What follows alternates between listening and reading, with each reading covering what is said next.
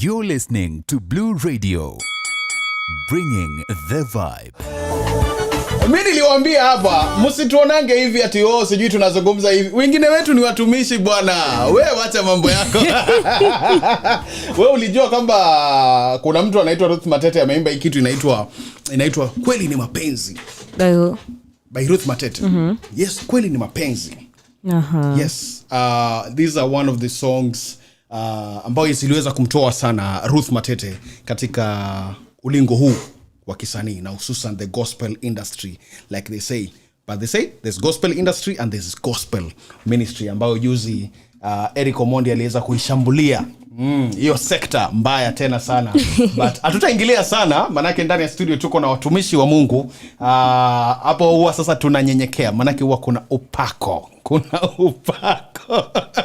But happy Valentines to each and every one of you wherever you are. It's such an honor to have you. No, munasikiza watu wengi. So many guys are tuned waiting to listen from these beautiful people. Oh my God.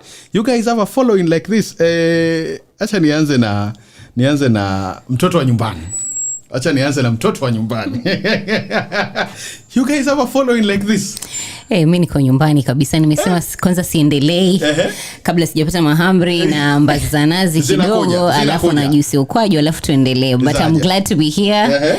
And this is home for me. Yes. And happy Valentine's, Tony and what is Diana. it? Diana. Yes, happy Valentine's, guys. Thank you. I hope mko na mtu atawapatia kitu. Yesu Kristo. Amekuja. Alafu na Yesu Kristo. Wow, guys are really eager to listen from you guys in the evening right now. Mumefanya nini Mombasa yenye watu wanawategea hivi? Mchungaji. Hata wizi jui. Lakini we're coming into Kivulini Resort. We just want to have a Valentine's dinner with some of our people from this other side. It's going to be amazing. And having just some good time. Evening ya mziki, good food, fun. Kila mtu aende nyumbani kama amefurahi. Wow. Yeah. Beautiful. Ladies and gentlemen, tuko na wageni Mr. and Mrs. Waka ndani ya studio hapa wakiwa wanatufanyia mambo mazuri yale ambayo huwa mnataka mfanyiwe siku kama ya leo. Now, truth be told, wametoka safari tu sahi, wameingia tu sahi. Na kwanza asanteni kwa kuitikia wito wetu. Short notice, kuna rafiki yangu mmoja Paps aniambia ulijua nakuja Mombasa hauchelewi kuwachukua kwa studio. Vile tu ukija Nairobi pia mimi nitakuchukua. But thank you for that ownership. Poleni kwa safari na nimesikia mankuli yanaandaliwa. Tuendelea basi. But karibuni sana for the first time. For someone who is listening to you guys. Who is the Workers? Yes. Who are the Workers? Yes. Mimi naitwa Tess. Waka, born again, I love the Lord. Napenda sana gospel music. Asanteni kwa kutukaribisha. We love gospel music and we're happy to be here at Blue Radio. I'm a radio presenter. I also am an event organizer. Na pia I'm an advertising consultant. I'm a wife. And I'm a friend to many. And Mombasa is my hometown. I really love this place. Nililelewa papa Bamburi Kisauni hata si mbali sana. In a nutshell, that is me. Okay. Beautiful. All right, and my name is Benjamin Waka. Yes. I'm born again Christian. I'm a pastor. I am a husband. I don't know how to say this, but let's say I have training in communications. Sema, you are a radio presenter. Radio presenter and producer, TV presenter and producer, yes. So basically that's all about me. Napenda muziki. Beautiful. Napenda muziki sana. Muziki wa aina gani? Maana Tessa amesema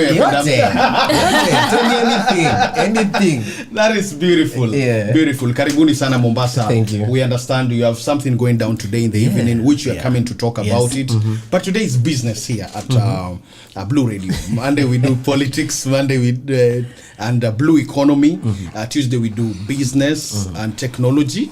Wednesday we do lifestyle. Thursday we do inspiration. Then on Friday it's Art Friday.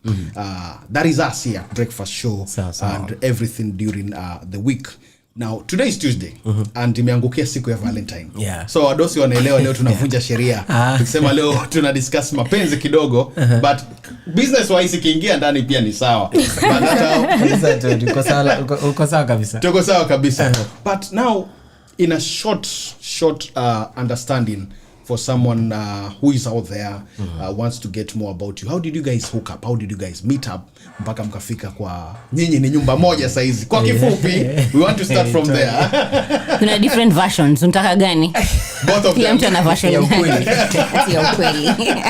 Kuna edited revised yenye inafeva mtu mmoja but tulikutana personally alikuwa kwa space yangu, somebody that I used to see. Okay. I actually never knew that we could be in a relationship or something. I looked at her as a fellow minister, somebody in the radio, somebody who's doing something in what she loves to do, na mimi nikikuwa side yangu ya vitu and what I like to do. And I think kutoka hapo tulienda tukakuwa friends on Instagram. All right. I was doing a concert, akaiona, and she followed me. I followed back, and then hapo ndo nikaanza kuona update zake, nikam DM. That's how it became for yes. Lazima slide into the DM. Double tap. Kwa friends nini. Alright. And then kulikuwa tu na meetings about the media na media sponsorship and the concerts that we were doing. So hapo ndio tukekwa kwa group moja. That's the first time I had the number. Okay. So I just kept it there. Our first conversation, I think she was coming from studio on a Saturday. We spoke mpaka 1 a.m. Na sisi wote tulikuwa tunamka 5 kwenda into what we were supposed to do. Yes. And kutoka hapo tukaanza kumeet nini talking. Yeah. And then she was going out of the country. Tuka keep in touch after a while. Then when she came back in December, tuko like, sasa, what do you think about, really settling down and nini, we make this thing happen. Okay. And that was it. I think in January, atuka tunasema tunataka kuoana. We were just in that space where we like each other and stuff. So we went into premarital counseling. Okay. So ili tunaendelea kufanya tukana hii kitu tunaweza make Premarital without knowing kama mnaenda kuoana. Actually tunaenda Tulifanya kati na date. It's doable. Yes. Yes. Okay. Actually that's what we advise people to do because sayuna just una story mob. So if you actually go for premarital counseling, sayuna unataka kujua knowledge and na kuna umse nataka kusettle naye, what are some of the things I need to look at, what do I need to be concerned about. Ukienda sahi it's better. Okay. Because when you're beginning to choose someone, utaanza kuona tu hizo vitu mapema before you even get in. Okay. So we went from the place of boyfriend na girlfriend nini. Most of the people wenye tulikutana nao huko mpaka walikuwa na date ya harusi. We didn't have anything. But eventually I think we got married even before them. Yeah. This is the real organic version, the one I'm about to say. Yeah, I wanted to know your version because I feel like hapo kuna gaps. Wacha kuonea boy child. No, Wacha kuonea boy child. Boy child we are winning this year. Boy child we are winning this year. I was waiting for the real version. Let's get the version. It's organic. Organic version. So yeah, we met at an event. So he was always seeing me. I never saw him. The first time I saw him ni hiyo siku. Yeye anasema alikuwa ameniona even 4 years ago. Kila hii alikuwa ananiona. Kwa ndoto. That's a good one. So when I was working for this station, kulikuwa na event ya radio station yenye tuna sponsor every year. Yes. So in that event alikuwa kwa band na kila mwaka alikuwa naenda, alikuwa simuoni. For 4 years. Love is blind. But marriage will open your eyes. Hapo ndo tulekaenda ngoma nipe macho ni. So this event mimi nilikuwa naenda kama radio station sponsorship. Yes. Tunaenda ku represent station but he's always singing in the band. Hiyo band ilikuwa inaimba kila time, kila mwaka. It was almost 3 times in a year. But I had never kusema kweli sikuwa nimemuona. I think maybe alikuwa nakaa before Aromat, yeah? Probably. Where? Shots fired. Shots fired. But he had seen me. So that particular year, that was in 2018, is when acha tuseme kama nilifungula macho, but I noticed him. He was singing very well. Alikuwa na lead worship. And then nilikuwa nimekuwa na day mbaya sana. There was a lot that was happening in my family. So nilikuwa natamani tu kwenda mahali nita worship God, ni pray, ni kuwe na peace. so akaimba poa sana. So mimi nikauliza best yangu ile chali ni nani, akasema chali anakuanga kwa band kila siku. Ngombe sijaimuona, kuja ni kuintroduce. So best yangu akaniintroduce and the rest is they say is history. Absolutely. Alafu akanipatia attitude, No, that's the real one. Kwa snob. Nikaenda nikamsalimia. Tungeona 5 years before we met. Hapana, nilienda nikamwambia by the way you have an amazing voice, you really blessed me, you sang very well. He was like cool, thanks. Wow, Imagine like ni kama sijamwambia kitu ndogo. And then later on of course hizo versions zingine ni ukweli, nikaenda kumtafuta online. Mimi ndo nilimfollow actually. Okay. But nilivomfollow akaanza kuni DM. Niliona pilau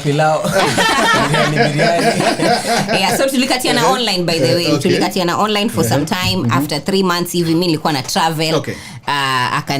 Hatukwenda ati official date tu. Okay. Nilimuinvite prayer fulani ya Groove Awards. Okay. Kulikuwa na prayer, nikamwambia asiukam, kuna prayer fulani ya wasanii na artists na radio presenters kuja. Alivokam, I didn't know that would be like our first day. Tukaconnect sana. Beautiful. Tukaongea poa. After that tukakatiana tu online until when I came back from out of the country ndo akaanza kuongea stories za marriage and everything. So we dated for actually 5 months. Beautiful. And then got married. Wow, what a story. Before we proceed, naona hapa somebody from Belgium anaitwa Eli anasema salimia Tess sana pamoja na Waka. Kuna mwingine hapa anatuma message hapa anasema kwamba these two are really looking good together. Wagote waambie kwamba I really love their relationship, how it is going. Mungu awasaidie ndoa yao ikae imara. Upande huu mwingine naona mwingine anaitwa Beverly anasema kwamba shout out to Tess and Pastor Benjamin. Alafu hapa naona mwingine pia ameandika kwamba huyu Tess tunamsubiri kwa hamu na damu. Hey, mtusipatie pressure jamani. Hatuwezi pata pressure KRA, pressure KPC na pia mtu pressure please. Mulipe taxes. Well, it's interesting that you guys are dated for 5 months, yet people take longer dating, saying I want to know this person more and more, and then people end up dating for almost 5 years. So does how long people date really matter in the end goal, which is marriage? It doesn't. And most of the time watu wengi wanga wana waste time because marriage nika iko na book. Let me just say that. So there are the basics that you need to check about this person, and once you may check those basics, then you should be free and ready to get in. And one of the things I always tell people is you should know what you want. When you see it, you will know. Ni kama umetoka nyumbani and you know that you're going to eat biryani. There's nothing, you won't get in the way when somebody offers you something different that's not biryani. Akupate pilau and then you say, ni sawa, acha nichukue. No, na kinipea viazi karai za kushikilia before nifikie biryani. Hizo sasa ndio zinakuanga shida. Sasa karibika na tumbo kabla I think place ya maturity is important. There's no specific time, but maturity is very important. And by maturity I mean you're prepared in every aspect, psychologically, emotionally, you're in a good space, physically. That is what determines, because when we met, we were in a place where we had established ourselves. Both of us were pursuing whatever it is that we're doing. Nilipata yako kwa element yake, amekuwa church for 9 years, ana lead worship, anafanya music. Mimi nimekuwa for radio for 10 years. We met at a certain place to say establishment is very important. Wow. So it's not a matter of time. Unaweza kuwa 24 years, but you've really established yourself. By establishing yourself, it means you are healthy in every aspect of life, emotionally, financially, every perspective. That is what determines. And dating sometimes, especially in the Christian context, mukidate sana ndo unapata wase wanaingia stories za watoi, muna move in pamoja. Na as long as you are a Christian, there's a certain way of going about marriage. So saa zingine kudate for a shorter time inasaidia usiget into a lot of things. Mkidate 2 years mtapata watoto, hivyo ndo mjipatie, hata mtaifanya wedding, amtai settle. So sometimes to need that, minimize the time. Yes, but you have to be mature. If you're not, then you'll have to date for long. But time really doesn't. The only thing is at least have enough time to know each other. Kia kuna basics tu zenye. Of course I'm talking meet after 1 month muane. But yeah, but there has to be some things that are established. All right. Beautiful. Let me do this. We're in a season whereby relationships are going through hard times, blowing winds left, right, and center, including marriages. But from the message that I've read for you guys, this person is telling me and I admire you guys through your social media. all right, because this person doesn't know you personal. Okay. How is it you guys are able to do this to people whereby admire your relationship despite the things? It's a struggle. What was Turn you like a personal. It's a Let's just talk about struggle. dating. Getting love and things like that. Tunakuja hapo. Uko tupangia? It's not easy. It's not easy. Sincerely speaking, there's what people see and then there's the real thing. Kuna situation kwa ground, you know. And, we thank God that outside tunakaa hivyo, because for us we don't know how we look like in the outside. Okay. What we are very much aware is where we are and what is happening to us. And we have been tried so badly. Okay. We've gotten into seasons that have been very difficult for us. And it is how we have decided to rise up from where we are. Okay. That is what is making us probably, and how we work and how we just put the effort and come back even after every setback yenye tumepata. One of the things that I think we just got into marriage, and the first fight, kwanza sisi tulikosania honeymoon. Tunataka kudivorce kwa honeymoon. My friend, this thing Amuko serious. Tulikuwa tunataka kurudi kila mtu ende njia zake. And I thank God we went where we went. Okay. Because kama ingekuwa hapa Mombasa mimi ningerudi huko. Tulienda place yenye huwezi rudi. Kwao ni hapa. Ni hapa mimi Wewe ungepack na unasikianga weddings zinaisha kwa honeymoon. yetu ndio ingekuwa yafaa. Hatukuwa na pesa ya kurudi, so hakukuwa na pesa ya ndege ya kurudi, kabidi tukaikae. Ukiangalia the next flight iko kesho saa 6. Okay. So which na leo sahi ni jioni, leo like 5, you get. So I have to wait sijui how many hours kabla niseme naweza enda airport nini alafu nirudi. You get. Nilipigia sistangu nikamwambia I want the next flight out of South Africa with immediate effect.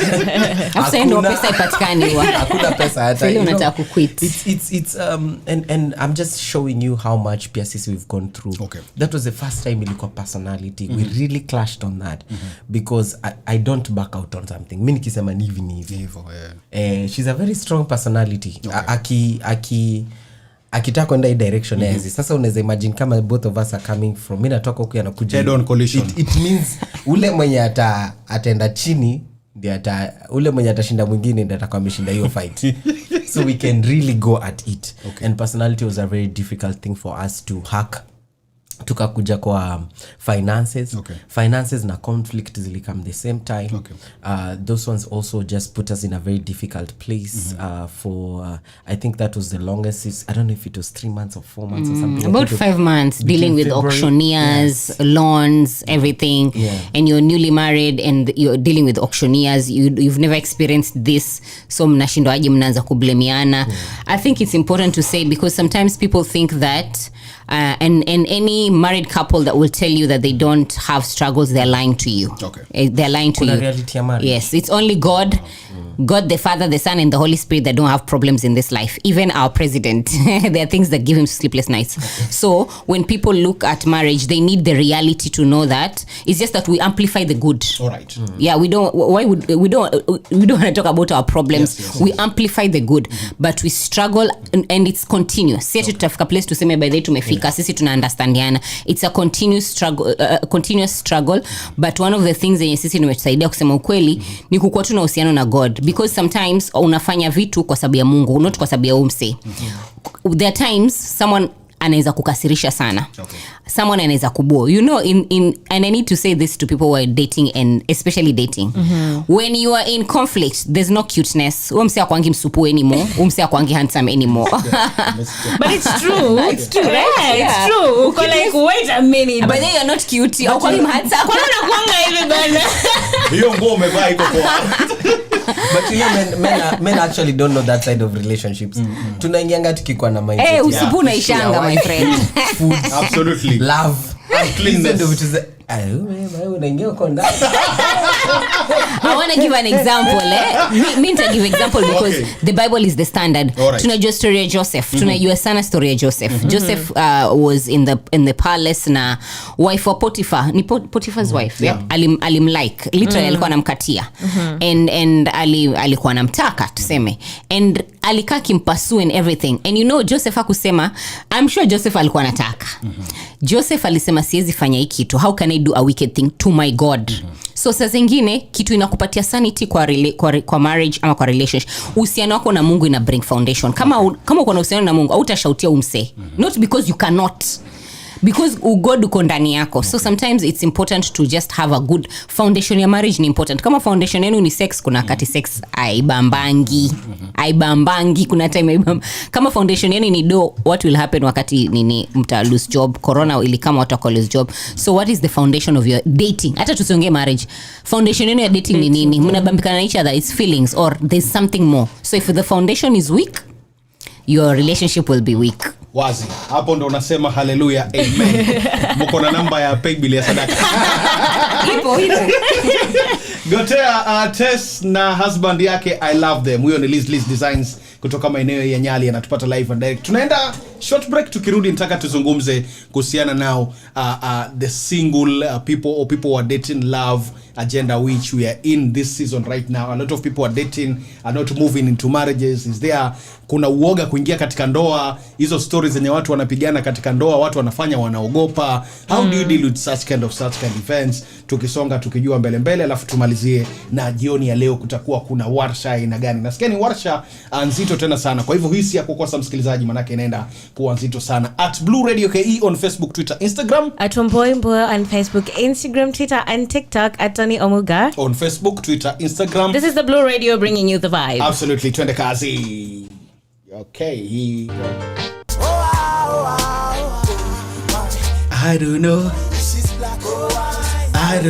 if she's poor or rich.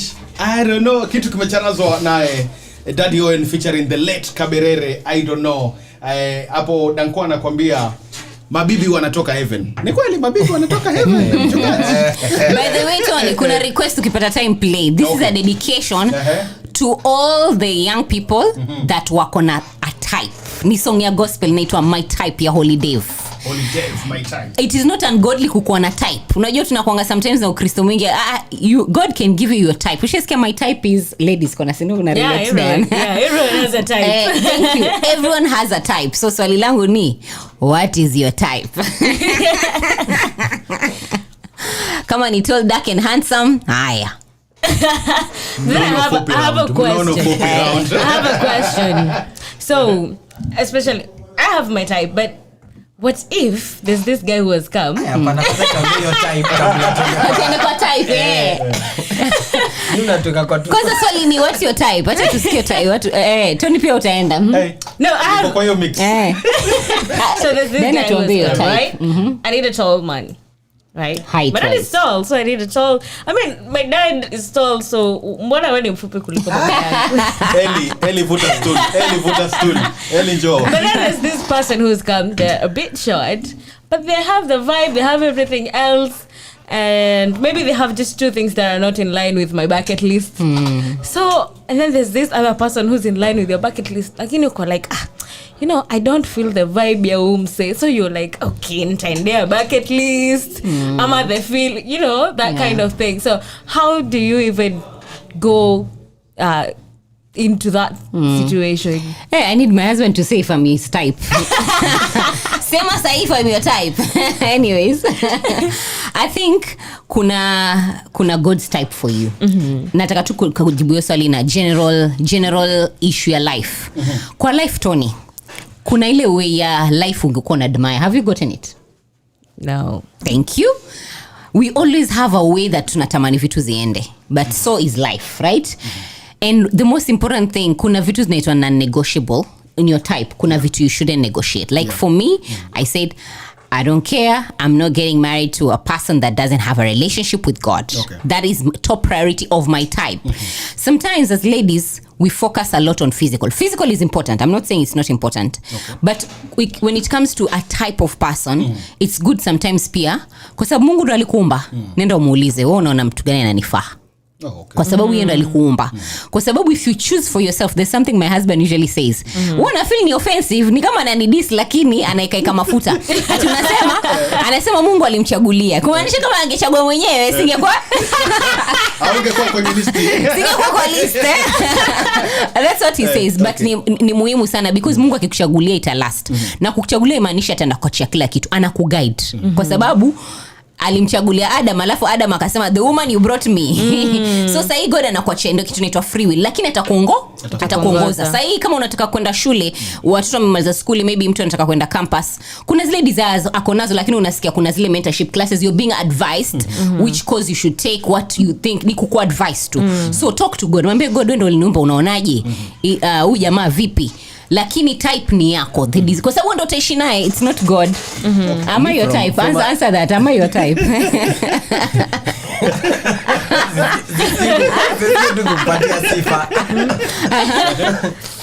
But really, let me say this, shida ya most men, especially the type, yeah, for me it's very important mko attractive physically, emotionally, and spiritually. Okay. Utaki mse mwenye you can't have conversations with. Okay. So you guys can never sit down and have a serious conversation that is leading to something. Because yeye ni mtu anapendanga a very shallow conversation, anataka mjoke the whole time. Haiko serious. Hakuna place mnena, there's nothing serious you guys will ever discuss. Ama afiki mental capacity yako, unaambia mtu I think tunafaa kuacha kufanya nini? We need to start saving. I think you're talking about compatibility, right? Yeah, unaambia mtu we need to start saving. Mtu anashinda sasa tuna save ya nini? Si tuchukue pesa. Amufikiri same thing. Wewe unaangalia 10 years, this person is just thinking, no, we have money, let's use it. You know, and it will become very strenuous in relationship sometimes. Okay. Mystery kwa Bible mupenda na hiyo stuff ni King David. Alisema aliona mdem akishawa kwa roof akamlike. The only thing that the Bible inasema kuhusu mdem is that alikuwa na figa poa. That's a problem ya kuchagua mse na quality moja, because ati mnaenda ku spend time yote kwa bed, you know. So like you guys will need to talk, you will need to do a lot of things, you need to pay bills together. So lazima uchague mse, and it's good to have your type that mnaongea emotionally. If you know you're an emotional person and you like to be loved, you like to be pampered, usiende uchague mse mwenye amekauka emotionally, ananga emotions. Ukile ukiamka aweka unataka kufanya shauri yako kwenda huko. But I have a question, you know. Exactly. Anaweza kuwa when you guys were starting, for example, the first 6 months, he was pampering you, mlikuwa tu fiti, alikuwa amekupa hiyo vibe ya kupampa until now you start like kidogo inananga kireduce kidogo until now it's not there anymore. When you ask, you're like what will change, what will change, you know, things like that. I think that's very important. That's very important, and me nikisema hivyo I'll have communicated something that I would have made justice to me coming here today. Number one, men, we should always go for what we love. Please, if you like ladies that are thick and heavy, curvy, please go for those ones. Hakuna shida, and it is not bad to go for that. There's men that really like ladies that are slim and all. Please go for that. Usiende kuchukua mtoto wa mtu mwenye ni mkavi, unaanza kumwambia lose weight ati kitambo alikuwa more attractive. Hapana. You choose what you like. So hiyo ni place ya physical. The other thing that I'm saying, most of the time when people are getting into relationships, they fall in love with personalities. They don't fall in love with character. So mina like personality yako, because your personality can be attractive. And nikikuona you're bubbly, you are alive, you're awake. So it makes me feel like, wow, you're bringing so much life into my heart, into my life. You know, you bring so much love into my space. You are this, you are this, you are this, you are this. And then nikishaka na wewe, then I get used to that. Naanza ku feel like even ndo nakuanga. You get. So it's most of the time we fall in love with the personality. We don't fall in love with the character of a person. Character, I'm saying, inakuanga nika fruit. It is neither good or bad. You know, character ni neutral. Hakunanga character timbaya na character nika phone. My phone is good, it's for communication, but it's how I use it that is going to determine kama it's the use that ina determine kama ni positivity ama negative. Naweza tumia phone kufanya vitu negative na naweza itumia kufanya vitu positive. And so character inakwanga the same thing, especially in the special relationships. And you are saying it's neutral. Ni beliefs zako ndo zinaishape. And you're saying that character is neutral. Yes. Hakuna I'm forgetting the word you've just used. but we align that positive character, character is neutral. It's neutral. Niwe mwenyewe tu, don't fall in love with the personality, whereby that's a mistake which many people fall into nowadays. But then I think the problem comes in with differentiating the personality and the character. And the person, Now, that's the time that you're supposed to date. These are the vitu mnafanya, you check and when you're begin dating. Becoming very intentional, because sasa unaangalia Tony can be a good guy, very lovely, charming. I'm with him, I'm gonna be laughing the whole time. Yeah. But Tony can't keep money. Even Tony, though he's a good guy. He's a good guy, but Tony comes late. He's a good guy, but Tony's lazy. He's a good guy. Ni example jamaa.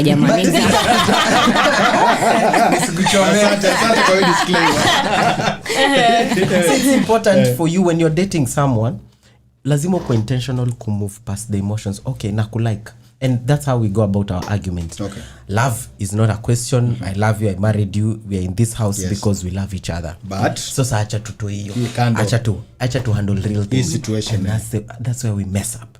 Nataka kupatia na example like when I was dating my husband, mimi nilikuwa nimetoka background yenye mimi nimetreatiwa na gentleman.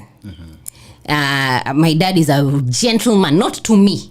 A gentleman is not a person that treats one lady good. They are kind to all ladies. Okay. That is how a true gentleman is. So background yangu ilikuwa najua mwanamume anafaa kuwa someone that treats you gently, you know. Yes ma'am, can I call you? Yes, si atukupiga tu simu unadhani. Thank you, courtesy. And when I saw my husband, because probably it is because amelelewa na madada watano, you know, he's the only boy, so maybe ilimfanya akakuwa very kind to ladies. So nikimwangalia naona kimwangalia mtreat dadangu vizuri, kiangalia mtreat rafiki yangu wa kanisa vizuri, nikiangalia, you see, that can never change until today. Because that is not a personality ati yeye anakuanga mkind. No, it's a character that he has, so it is standard that it will not change. So when you look at things that kuna watu na tabia ya pesa. Jamani, mwache kuna kitu inaitwa missionary dating. Kudate mtu ndo msaidie vitu maishani. Kama yuko impatient, dating will not help them to be patient. Ukimdate usema ati atabadilika kule kwa ndoa, no. There are things marriage haikubadilika. Kama mtu si patient, kama mtu simple things. Mkienda restaurant, kuna watu majamaa wanaongelesha watu vibaya hata barabarani, mpanda matatu asika yes you nini. Hizo ndo vitu unaangalia. Alafu akikuja kwa mbadilika. Sawa babe. See, this is the same person. In a few years when utakuwa unaongelea, because unajua kuna vitu together tuna walk on eggshells. Kwa sababu dating utaki kuchoma. Kwa marriage mtandao unaweza kumwaga mtama. So it's good to unafaa kuwa very careful. Una notice akide alinipigia simu akasema ata call back, hajapiga. Una relate. Tony mbona ni kama tutapita. Yaani ngumu. Tony hapo unaonekana madada wana relate. Baada kidogo na kupigia. Alafu apigi simu baada ya 2 days. 5 days later. Meeting. Kuna mimi nyingine. Kuna mimi nyingine acha nikwambie Tony, kuna mimi nyingine ilisema kuna mtu aliandika you know the guy that said I'm really concerned. The guy that said he'll call me, he has not called me. It's been 4 years. I just wondered maybe he's died. That's the only explanation. Mtaja kupigia miaka 4 labda msi alipata accident akadai. Jamaa pigeni simu. Moving on to the next question, which actually someone has sent a message here which was leading me to the question saying, Tony, hebu uliza Diana, swali ni je, anapenda pesa ama Yesu? Silver and gold mimi sina.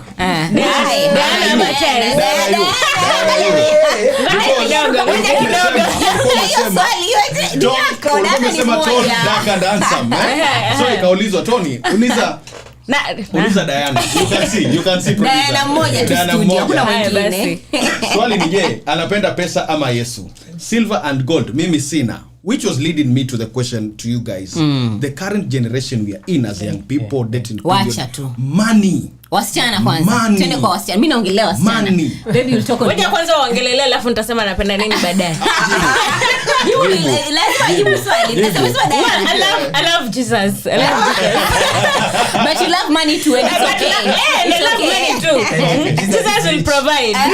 Jesus will provide a man that has Jesus and money. And money. Let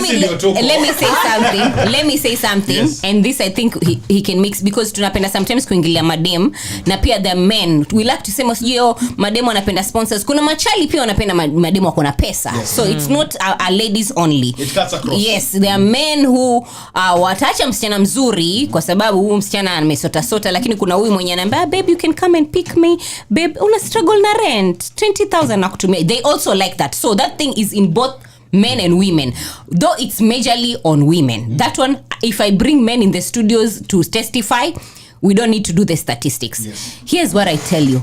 Marriage is an eye-opener. Say eye-opener. Eye-opener. Nigeria. Eye-opener. Because you get into marriage, everything that you liked this person for, it will be tested. Okay. If you like them because they are patient, in marriage is when they will become impatient. It has to be tested, yeah? Na kitu ya pesa, story ya pesa, mtu asikudanganye, watu wote wako kwa ndoa lazima mpigwe test ya pesa. Kuna kuanga na financial test, social test, emotional test in marriage. Yani God ali design marriage kwa sababu hiyo ndio inafanya marriage inakuwa nangu. Ushaona watu wamepitia paka unaona yenyewe hawa wako pamoja. Na that thing will be tested. If you like money, mimi wanaambia wasichana, kama wataka gari mbaya chale mbaya drive, oya kuwa na gari pia wewe. Set the same standard. Wataka kupeleka White Sands, wewe waweza kujipeleka White Sands. You have to want that what you can afford. Tunasema cut your coat according to your flow. Tunasema cheza level yako. Wewe mwenyewe waishi na wazazi wako, lakini wataka jamaa bana 3 bedroom. That is unrealistic. So cut the quota, standard yako ndio hivyo. And then any chali mwenye anajua unampenda juu ya pesa, kuna wakati atapata yule mwanamke mzuri hata kukua na wewe. Because even machali they can tell. Hakuna chali anataka dema ambaye anamtaka kwa sababu ya pesa yake, kwa sababu kuna siku moja pesa itaisha. Wow. Well, for me, one of the things I think ladies should understand is most of the time, majama, we will get our money much later. Money comes to ladies very quickly. Okay. Yeah. Boy child. So one of the things that a girl should not look at, and I've seen this, Tony nimeona, see story, is to look at Tony right now na ni judge future yako based on where you are. What nafai kuangalia ni passion yako. Tony anafanya kitu, ako na vision. Umse kuna mali anaenda, acha nimfuate. Ana work hard, acha nimfuate. On not on everything at sijui, no, on what you love. You're always in studio. Yeah? For the longest time me nakuona unakonga kwa mic, headphones na mixer na comp or something. That if a lady does not see that about you as a responsible man, that person is not seeing your future. Na unaweza pata uko hii place until ile siku utamari. The day you marry, and then everything just opens up for you. And you become that kind of a person. But most people will not be patient with you until you get to that place. So, hii generation, lazima tukue na, we must have discernment. Acha nieke hivyo, insight. Lazima ukue na skills za kuangalia huyu mtu na uone Kenya atakuwa. Uwezi judge msema yuko, especially for men. We will not miss kwa naka hivi. When we were getting married, mimi nilikuwa mse wa kutembea. Gift yangu ilikuwa imenipeleka places. Alikuwa na backpack anaika ngoza kuchange na viatu. Sikuwa na do, sikuwa na nini. Back ile time tulikuwa tunaenda kuana, and then saa hizo umdemu unamoa na yeye anachezea hundreds of thousands. Wewe ku get tao. Mse. Ni Yesu ashuke. But if akiangalia hiyo ata miss out on me, because that's not where you are now. You get, and a lot of things we have seen in marriage, things change. Yeah, unawa mdemu vitu vichangeanga, nyinyi yote mlikuwa mnatembea, inafika mali boy ana discover purpose yake.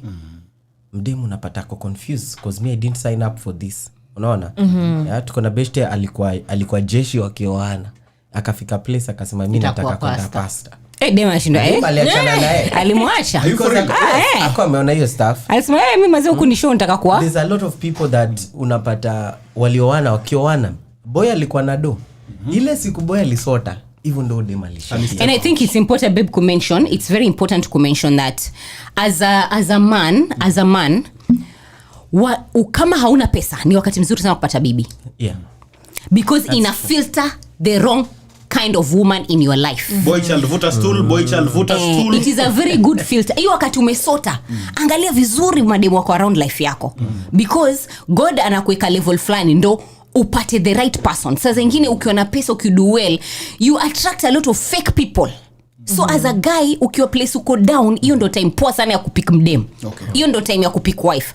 Na for the ladies, chali kama hana do, and this is biblical. The Bible says that wanawake ni helpers. Wewe ndo unakuja machali, sisemi machali wanakuanga down, but kuna venye women come and do things in men's life. Nikawa nafunguanga macho, and that is the nature of women. So even you ukikuwa na chali mwawane na ajaendelea maishani, pia wewe hujafanya papasi yako. Because unafaa kuja umjenge, umsaidie. You can do so much when you're together. Ni kama unakuwa umefungua macho. So as a lady, sometimes God anangoja wewe kwa maisha huyo boy kumpeleka ile place huko. Kama unangoja boy afike pale, utangoja paka Yesu arudi. Tony, ukiwa kuna vitu utafanya. Hiyo tutaongea baadaye. No, let him say that. Atafuta stool. You're not men's conference. Na ngoja ile my type. Tutamalizia na hiyo. 55 minutes past 9 am, ladies and gentlemen. I love the conversation in here. Tunarudi hapo saa 4 kamili. Taka tuende music break, tucheze station promos pale, but then after tutakuwa narudi na wageni wetu tuzungumze what is the way forward in the current relationships, the current generation, then what are we looking forward in today, tonight in the evening, time ni gani, dress code ni gani by the sio wengine wametuvalia mapantere hapa. Wewe unajuaje ninatafuta mhindi? This is Blue Radio and this is the breakfast vibe, ladies and gentlemen. Karibu tena sana msikilizaji, ikiwa ni 10 zimekisha katika baada ya saa 4 kamili saa za Afrika Mashariki. It's all about good vibes here in the studio, I'm telling you, ladies and gentlemen. We have Mr. and Mrs. Waka, beautiful couples, making sure that your relationship is doing quite well, making sure wanaichokora kidogo. Unajua kidonda lazima ichokorwe ndio ipate tiba. Kidogo tu. And such good conversation guys have been having behind the scenes here, talking about if you can have a boyfriend, if you have in a relationship you can have a male friend and you can have a female friend, whereby hapo sitaki tukae sana because tukikaa sana wanaenda shughuli zingine. But let us touch on it. No, it's very vital. Tutagusia. But now ushapata kijana ama ushapata mwanamke demo, let me put it that way. So umekuja umemwambia mimi nataka 1 2 3, this is where I'm going. But ako like yenyewe nakupenda but mimi sioni kama bado niko ready for the next step. How do you handle such kind of a situation? So ile place somebody is not ready for the next step. Sincerely speaking, they're being honest. Na unafai kuconsider pia kwa nini wamesema they're not ready. If you are ready, don't pull them into that. Okay. Yeah. Because hiyo itakuwa every time kwa marriage you will always be the one to hold the marriage. Wewe ndio utakuwa hapo unaambia msee, manze usiende, nakupenda, usiniache. Ndio utakuwa una force issues. Yes, you want to be with somebody who wants to be with you. You know, so that ukika hapa leo mnaangalia hata mkiongea tu na ordinary conversation, wewe unawaambia manze 50 utakuwa na wrinkles nini because you're seeing yourself together with them. Otherwise in this age tunaingia kwa marriage hata na divorce in mind. Kama itawork si tutatoka kwani. You get? And that's why you really need for someone to make a conscious decision. Yeah, one of the reason justification for divorce is when you married the person, they were not in a right mind. So if you can prove that in court, your marriage itakuwa dissolved. Mtu alinikoasi mimi sikuwa mature enough. How do you do that surely in court? You'll be surprised. It's a thing, yeah. What? So you need to just be with someone. Itakuwa baggage sana. Nikao imagine, Tony, do you watch football? Yes, I do. Leo tuko na game naangalia, kesho tuko na game. Sasa imagine getting married to somebody unaona basketball. Abakeno. Sasa imagine mtu mwenye anakupeleka kwa court kila siku. I won't be interested. Exactly. It's too much work for them and they're passionate about it. You know, so utakuwa kila saa anashinda kikuvuta. It's the same thing na marriage. You don't want a spouse that constantly, because kuna vitu zingine utafind inakuwa difficult to do. You guys can never build anything together. You will never agree on one thing. Because na kwa marriage, unajua kwa marriage kuna place inafikanga mse hide who they are. when they really Mwaga want mtama out, kasa. they will just come and tell you, Tony, nimechoka. Makucha yanatoka. Nataka kwenda. Makucha. I Wewe think it's utabaki hapo important. ukimshikilia. I think Let them come. it's important to mention that any single person, you deserve someone that wants you as much as you want them. That is what makes them amazing marriage. Commitment. Kama mtu akutaki, hauwezi kumforce. Kama kuna kitu wezi force ni marriage ama relationship, because at some point atatoka tu. So if someone kama anani time mpatie, there are things you don't push, you give them the time they want. But kuna wengine pia wanaisema from a malice place, wanataka cheza wakikukeep hapo. So either you're very clear, niko place na hii, like what my husband has said, honesty is a good place. Kwa too honest. Na mimi nikamshow like when I met her, my first intention was like, you know what, me, I would love to marry you and things like this and this and this and this, because nilikuwa nimemeet nikamwona and I liked what I saw. So it's like I want to sorry, what have you said? So that kama What have you said? Sijakati hiyo kenye umesema. Happy Valentine. So if atuja agree on those things, that's why nimekuja straight. Ndio kama unitaki useme, uniambie straight. Unaambia okay, yenyewe nimekusikia but you're really not my type.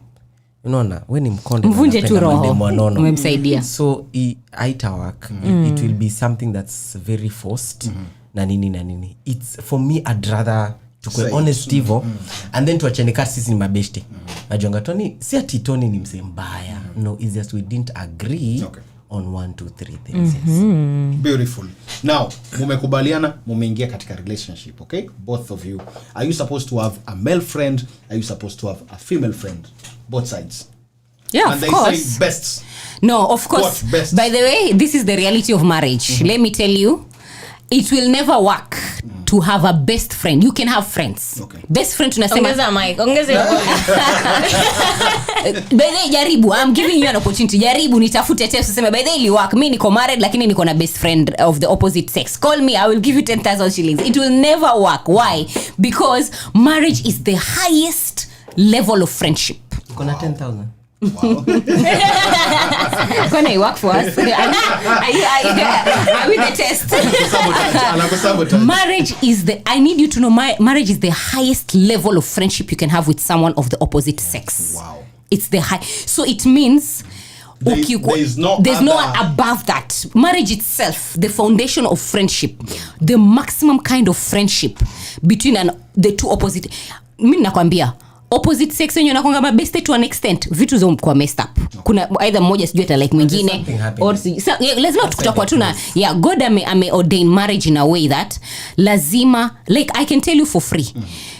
Best friend ni nini? Best friend is your closest person. Definition of best friend, someone you share your secrets with, someone you can be broken with. Doesn't that sound like a marriage? That's a marriage. So you cannot have, it means if you're married and you have opposite sex, you can have friends. Mimi niko na mabeste maboys. As a matter of fact, all my closest friends are very good friends with my husband. Very close male friends sahi, wenye my husband hata kama akona shida nataka mtu ani drop anaweza wa call na ni mabeste zangu. But I don't share what I share with them with my husband. Is a scam. Ati mdem anasema akona best. Mimi siwezi kuwa na chali mwenye ako more close than my husband. That's a lie. Husband yangu ndo friend yangu. Ati mimi ni confide uko na chali. Either chali is not the right person, because if it's not the right person, then that gives you a leeway to talk to someone else. Best friend, madam, kuwa na best friend mdem is okay. Lakini ati opposite sex na uko married, it will never work. Same thing na I think you can speak on the gentleman. Yeah, kuna ati kuna best yako kwa Shila, ati best friend yako ni Shila. Mambo kuna vitu Mambo kuna vitu tu ongea na maboys wetu. Yeah, kuna venye mimi nikikaa na wewe tanza mazetoni unajua maze relationship yangu iko hivi na hivi na hivi, unajua sijui ni ndo place niko in life. That's how we talk. So you can imagine having that with another woman, with somebody else in your relationship. Inamaanisha kuna kitu siwezi mwambia. Kuna vitu siwezi mwambia, kuna vitu na mficha, like she's not that close. So na feel Tony ako more closer na atani understand. So na kamkwa Tony naambia manze Tony, unajua mimi na struggling na hii kitu mimi nishinda na siwezi ambia. It means that hapa kuna shida ya friendship. Yeah, kuna shida ya friendship. And hiyo ndo place ya marriages mobs usuffer. That's a place where utaenda kutafuta beshte mwingine nje kwa sababu hauna friend. So what you are looking for is not even sex. It's a friend. For a friend, mse mwenye anaku understand, mtu mwenye unaweza mwambia vitu zote about yourself. Somebody you can confess. Unajua Tony, kuna mtu lazima kwa hii life akuwe na ukweli yako yote. Kweli? Lazima. That is a need. Na hata kuona Tony, it's a human need actually. Because ukikaa utaanza kukufanya hizo vitu inside. Lazima kuwe na mtu kushare. That's the place ya marriage. Because acha mimi ulizanga singles hivi, why do you want to get married? Because kama ni kuget mtoi, you don't need to get married to get a child. Unaweza get mtoi. Leo mnaamua tu na mna get mtoi. Hakuna nini, you don't need to. Number 2, kama ni companionship, uko na mabeste na uko na kampani yako. Yeah? Kama ni do anything that you would want, you can get it. You don't need to get married. Yeah. But so why are you getting married? Kuna kitu marriage nakupatia yenye uzipata kwingine. Why are you getting married? Because hizi vitu zote unaweza zipata. It's true. Kuna njia nyingine. But so kama kuna njia nyingine, mbona usichukue hiyo na ni safer? Why have you decided to get married? Wow. Marriage in introduce a new aspect ya commitment. It introduce commitment to the picture that I love you and I want to be committed only to you. Okay. Inaleta story, ina narrow hiyo kitu down. Commitment is the only word that differentiates what wako married na wako married. That is why akiwa ameboeka na mimi bado atarudi nyumbani na mimi. Juu ya nini? Commitment. Hata kama ameboeka. Safi. Wazi. I was bringing the practical example. Nigera nyambia, I hear you Tony. That's a good conversation down there. Asante sana Liz Designs. Now moving forward to what is happening today. This evening. This conversation is really good and we know time is not on our side, but in the evening inaenda kuwa mzuri tena sana. Nasikia ni baharini. Wapi huko? Nasikia ni baharini. Kwanza sijui ni wapi. Baharini lakini. Baharini. Mahali hapo kuna. Wewe unasema majini. Unajua majini. Majini kuna majini. So, nasikia leo jioni kuna all roads are leading to Nyali. Hiyo area ya English Point, hiyo barabara hiyo. Sijui ni wapi. Hao watakuwa wanatuambia what is happening. Then does it mean because they are pioneers of love ride in Nairobi, does it mean that this is an opener for love ride in Mombasa? Sema love ride Mombasa. Tunataka. Acha kupitia njia nyingi boss. So what is happening tonight? So Kivulini Bahari Villa ziko pale Mkomani, Kivulini Road au maeneo English Point venye umesema. Ukipanda matatu ya Reef Mkomani, utaambia tu akushikishe hapo karibu na Tamarin. Ukienda mbele. Yes, past Tamarin. Si place unaweza potea. Yes. Sai we are digital people, device people. Google. Ukieka tu pale Kivulini Bahari Villas, that place is beautiful. Alafu siku hizi watu wataki mambo ya hoteli, wanataka vitu zinakaa homely. Right. Wanataka kitu inakaa familia. Alright. Yeah. So we have inaitwa Night of Love. Night of Love. Unasema na nini na accent pole na upole. Night of Love. Night of Love. Sema pole na nini? Sisi watu singo kidogo. Tony, usiongee kama watu wa Kiare wanaongea. Hello, am I speaking to Tony? Night of Love. Yes. Kuna dinner ya Valentine pale and Kivulini Bahari Villas wameorganize. Sisi tumekuja, we learn from each other. Sasa zingine si kila masaa madeti mnyinyi wawili. Sasa zingine endeni pia na watu wengine. Usikia hao pia wali struggle na pesa. O pia wao wana blokiana. Pia we are coming together na si couples peke yake. If you're single na hauna mchoro, hii ni kama hauna mchoro because nakumbuka mimi nilikuwa sina form nikiwa single. Njoo pale tafuta rafiki yako. Ukapata form, ukatunukiwa. Alafu sasa zingine meeting kama hizi ndio tukutana watu ushaona ile mimi nasema you are praying every day God akupatie husband but hujaitoka kwa mlango. Ama unatoka immediately after the grace on Sunday. Sasa zingine na sahi generation na sahi lazima watu wanapatana supermarket, hotelini, kwa gym. You have to move. Ukingoja maombi tu unangoja ati nini, you have to get out there. And sometimes events kama hizi inaweza kuwa kuna kitu wanapenda kusema sana. Hii ni true testimony ya people around our lives. Inaweza kuwa maybe kama unatamani kuelewa, it doesn't mean you have to meet that person there. Inaweza kuwa Benjamin utammeet na Benjamin ako na wadada wangapi? 5. akona madada 5 na maybe hiyo ndo chain ya commit Benjamin. ya commit your spouse. Sasa zingine we think lazima tuende mahali kwa sababu niko single ni watu wako married. Watu wako married wako na relatives. You never know. Hivyo uta connect mtu siku moja kuintroduce kwa brother yake, so we are inviting. Alafu pia ni usiku. Unajua unaweza ona mtu anametameta ukimwona during the day. Kutakuwa na buffet. It's gonna be an amazing night. DJ Lina matakuwa pale. So we'll have an amazing time. Alafu tunakuja kuna a lot of prizes to be won. And then saa zingine tunataka tu celebrate love in general. Valentines najua inamaanisha wapenda nao, lakini kuna people in our lives that care about us. Hata unaweza treat useme mama na dad acha niwalipie muende hii. Si lazima kama uko single basi hiyo pesa yako patia mtu mwingine. It is happening today kuanzia 6 p.m. Na ukifollow tu Kivulini Bahari Facebook utapata all the details. Alafu tuambie tulisikiza Blue Radio, tumekuja, we'd love to meet you. Come with your special someone, my boys. Madam kila siku mnatreatiwa, basi si round hii wewe pia umtreat. Mashallah. Ongeza volume. Round hii pia wewe mtreat. Sijiambii mimi lakini. Except me. Acha nimemtreat. Tena ningekutreat lakini uenda men's conference. Sasa hiyo ndio shida. Huyu men's conference inafaa kubaniwa. Wow, so all roads are leading to Kivulini Bahari leo jioni. It's a night of love, I tell you. Oh, picha tamu sana. Dress code?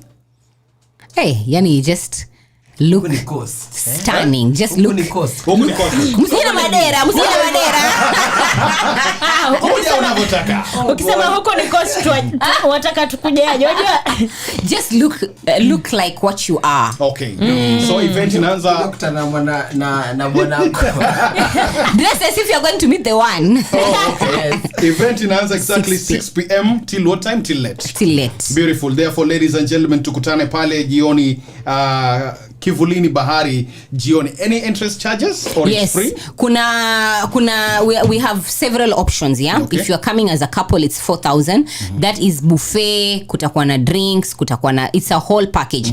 But it is open. Entry is free. Ukikuja unaweza order something else. If you feel outaki you're cutting weight, you're a vegetarian, wako na menu inaitwa a la carte. Inaitwa a la carte, yeah? Where you can order. So entry is actually free. Bora ukija pale you can order drinks, you can order food and come and have enjoy. A good time. Beautiful. Yeah. And come see the workers giving you a beautiful talk. Hii ilikuwa kionjo tu. We expect more, isn't it? Tuasuta, lazima tu single uje tuasute. So, when should we expect Love Ride in Mombasa? By the way, those that don't know Love Ride is a singles ministry. Ni tuna bring singles together. Yes. Watu tunataka watu wawane. As we're speaking, we had 2 weddings. Watu walikutana kwa meeting. Ni muhimu kwenda kwa hizo meeting. Okay. So tumeifanya Nairobi. Alafu we are hoping to do this year. Tunaomba sana tupate opportunity Mombasa, lakini ma singles watuambie wako wapi mwa Mombasa ndio tujue kama tuje ama tusije. Pale kwa page ya Love Ride nenda useme test. Pale kwa page ya Love Ride nenda utuambie Mombasa tupo tu organize kitu tuje.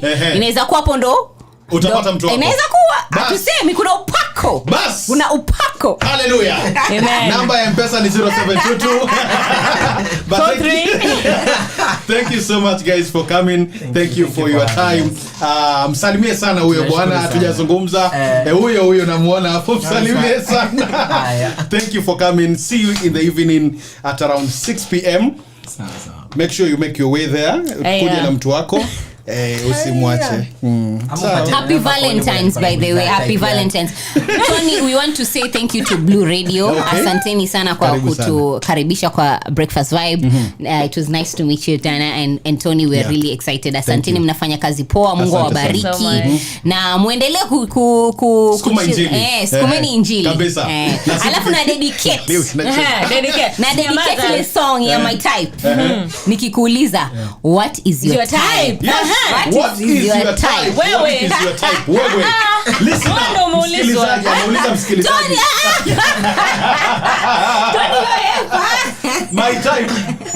My type si unasikiza. So you can text hapo uniambie what is my type. Thank you so much for tuning in. This is Blue Radio. This is the Breakfast Vibe.